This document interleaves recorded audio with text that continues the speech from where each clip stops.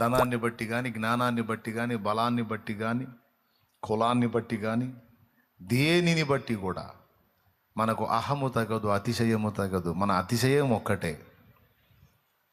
అతిశయించువాడు ప్రభువునందే అతిశయించవలెను, అంతే. క్రీస్తు యేసే మన అతిశయం. నా అది మీకు తెలియని పాటే ఉంది కాదు కదా, తెలుసు కదా. కాబట్టి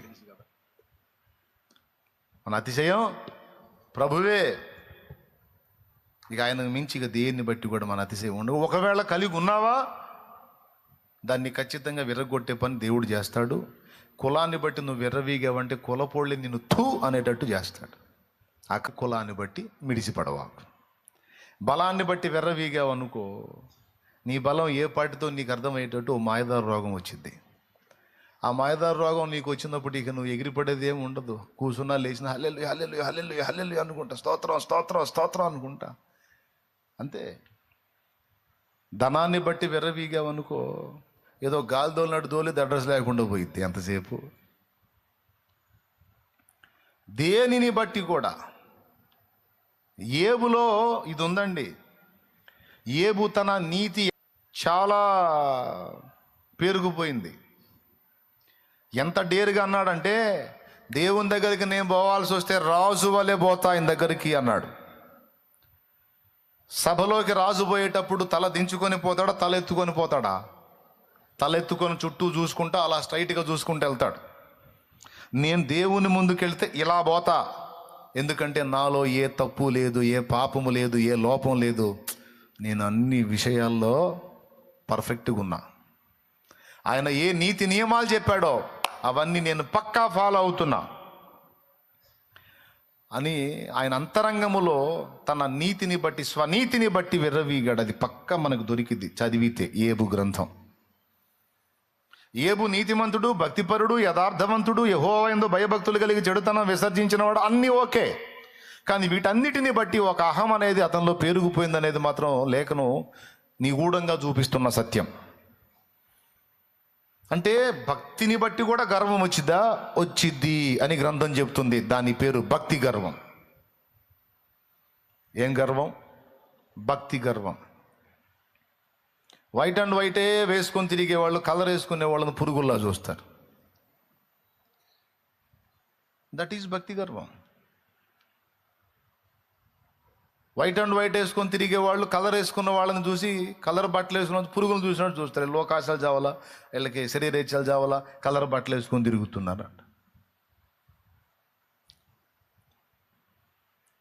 సరే, కలర్ వేసుకున్న వాళ్ళు దీనిలో ఉన్నారు. వైట్ అండ్ వైట్ వేసుకొని నువ్వు నేనేదో పరిశుద్ధ వస్త్రం ధరించానని నువ్వు గర్విస్తున్నావు. దేవుడు నీకెళ్ళి చూసినప్పుడు బాగా కలుం బురదలో పొల్లిన పందిని చూసినట్టు మొహం, మనం పంది బాగా బురదలో పొల్లిన పందిని చూసి మొహం ఎట్ట పెట్టుకుంటాం? ఆప్యాయంగా పెడతామా? పందిని చూసి ఆహా అని పెడతామా? లేదు, ఎట్లా పెడతా? ఫేస్ ఎట్ట పెడతామండి పందిని చూస్తే? ఎట్ట బెటరా? ఏం ఫీలింగ్ ఉండదా? అట్ట పెడతారా? ఫేస్ ఎట్ట పెడతారు చెప్పొచ్చుగా, అసహించుకుంటారా? అలాగే భక్తి గర్వంతో విర్రవీగే వాళ్ళ మోకాలు చూసినప్పుడు దేవునికి ఆ పందిని చూసిన ఫీలింగే వచ్చింది. ఎందుకంటే ఇక్కడ గర్వాన్ని ఒప్పుకోడు, అహాన్ని ఒప్పుకోడు. కలర్ బట్టలు వేసుకున్న వాళ్ళు, వైట్ అండ్ వైట్ వేసుకున్న వాళ్ళు చూసి వాళ్ళు ఏమనుకుంటారు తెలుసు? అబ్బా వీళ్ళు పరిశుద్ధులు, నేను ఇలాంటి వేసుకున్నా, వాళ్ళు చూడు ఎంత బాగున్నారు, వైట్ అండ్ వైట్ వేసుకుని దేవదూతల్లాగున్నారని. వాళ్ళేమో వీళ్ళని చూసి వీళ్ళు మాకంటే యోగ్యులు, నీతిమంతులు, పరిశుద్ధులు, భక్తిపరులని వాళ్ళు తమను తాము తగ్గించుకొని దీనులుగా ఉంటే వాళ్ళ వైపేమో దేవుడు ఆకర్షణగా చూస్తాడు. ఈ వైట్ అండ్ వైట్ వేసుకొని విర్రవీగుతున్న వీళ్ళ వైపేమో విరక్తిగా చూస్తాడు, అసహ్యంగా చూస్తాడు. ఎందుకంటే వీళ్ళ దగ్గర గర్వం కనపడదు, వాళ్ళ దగ్గర దీనత్వం కనపడదు. మీకేమైనా అర్థమైంది నేను చెప్పింది? అలాగని వైట్ అండ్ వైట్ వేసుకున్న వాళ్ళందరూ ఇలా ఉన్నారని నేను అనట్లా. మళ్ళీ అమ్మటే కేసు రాస్తారు, ఎందుకని గొడవ. దేవునికి స్తోత్రం, హల్లెలూయా హల్లెలూయా. వైట్ అండ్ వైట్ వేసుకున్న వాళ్ళు కూడా దీనిలో ఉంటారులే. నేను చెబుతా, విర్రవీగొద్దు.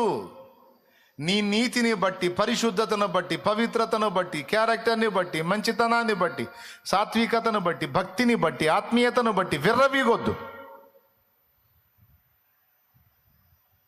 విర్రవీగితే దేవునికి అసహ్యం.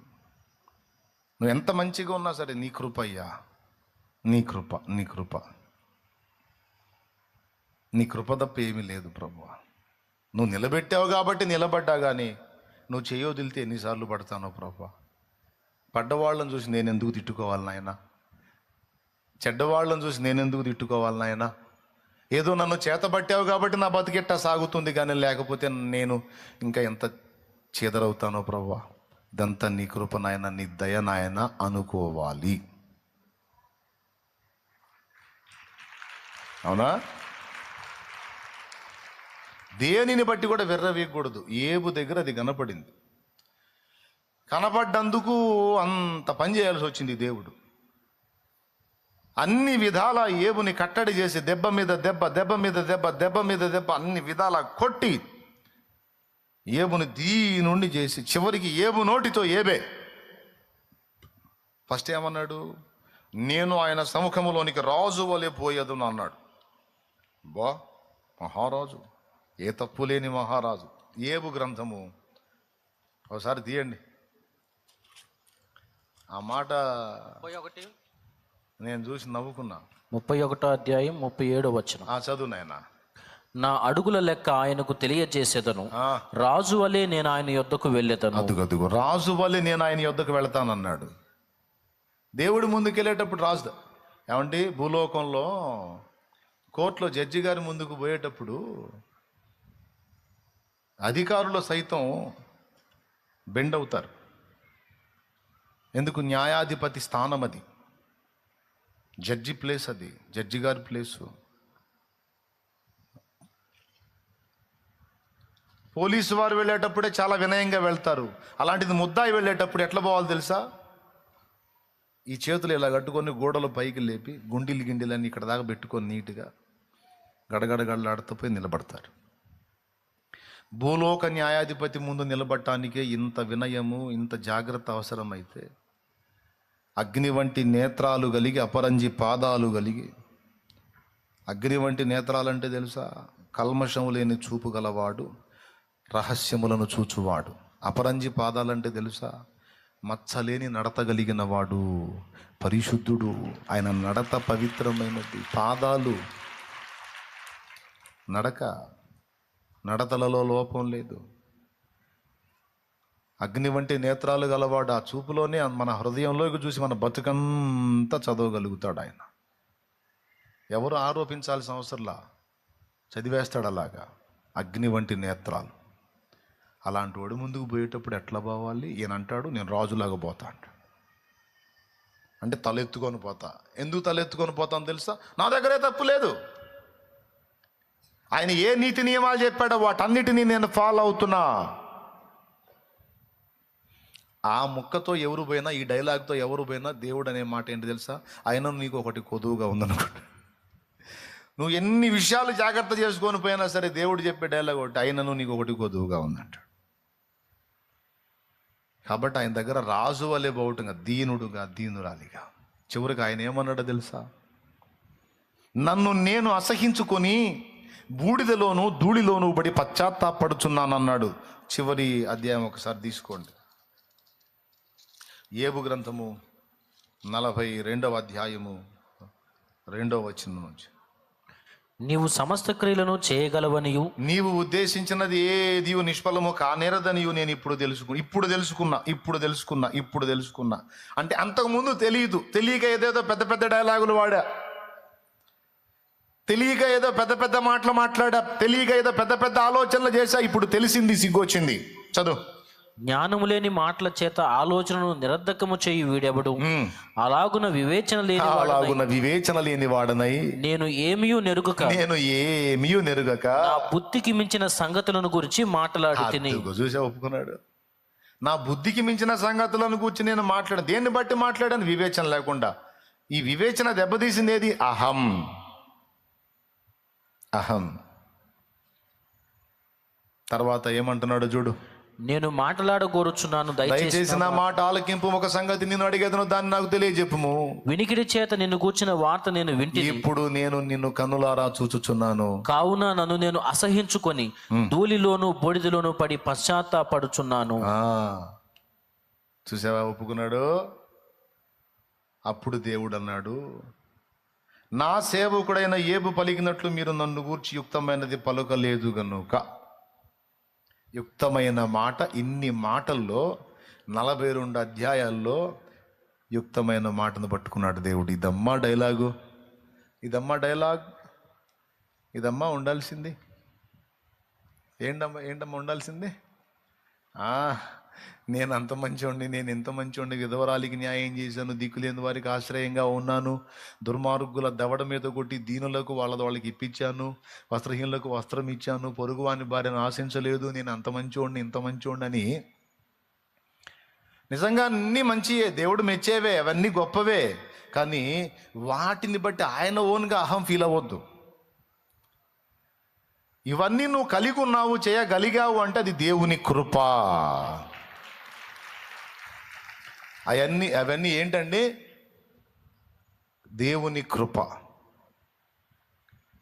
ఆ కృప లేకపోతే, ఆ దయ దేవుడు చూపకపోతే, ఆ బలాన్ని దేవుడు నీకు ఇవ్వకపోతే నీ వల్ల కాదు. ఇప్పుడు నాకు అర్థం కాదు, అది చిన్న విషయమే కదా, దాని విషయంలో ఏబుని అంతసేటు తోమాలా దేవుడు? ఇప్పుడు అది వ్యభిచారం కాదే, దొంగతనం కాదే, నరహత్య కాదే, ఇంకొకటి కాదే, ఏదో నేను పర్వాలేదులే అనుకున్నాడు. ఏమయ్యా అది పెద్ద నేరమా? మీరు చెప్పండి. ఏమయ్యా ఏదో నేను కొంచెం పర్వాలేదు శబాష్ అనుకున్నాడు, అది నేరమా? అంటే ముందు చెప్పిన అన్ని పాపాలకు అడిగి పెద్ద నేరం అది. అందుకే అంత సీరియస్గా తీసుకున్నాడు దేవుడు. ఎందుకంటే తన స్వనీతి మీద ఆధారపడేవాడు దేవుని నీతి అయి ఉన్న క్రీస్తు నెరగడు. క్రీస్తు నెరగనివాడు, కృపను ఆశ్రయించనివాడు రక్షణ పొందలేడు. రక్షణ పొందాలంటే కృపను ఆశ్రయించాలి. కృపా సత్యములు ఎవరిలో దొరికినాయి? క్రీస్తులో దొరికినాయి. కృపను పక్కన పెట్టి తన యోగ్యతను చాటుకున్నవాడు క్రీస్తులో నుండి తొలగిపోయి ఉన్నాడు. అప్పుడు ఎందులోంచి తొలగిపోయాడు? రక్షణలోంచి తొలగిపోయాడు. ఎంత డేంజరో చూడండి. అందుకే స్వనీతి మీద ఆధారపడ్డ ఇశ్రాయేలు గురించి రోమాపత్రికలో అంటాడు, ఇశ్రాయేలు దేవుని విషయంలో ఆసక్తి గలవారిని నేను వారిని గూర్చి సాక్ష్యం ఇచ్చుచున్నాను, అయినను వారి ఆసక్తి జ్ఞానానుసారమైనది కాదు.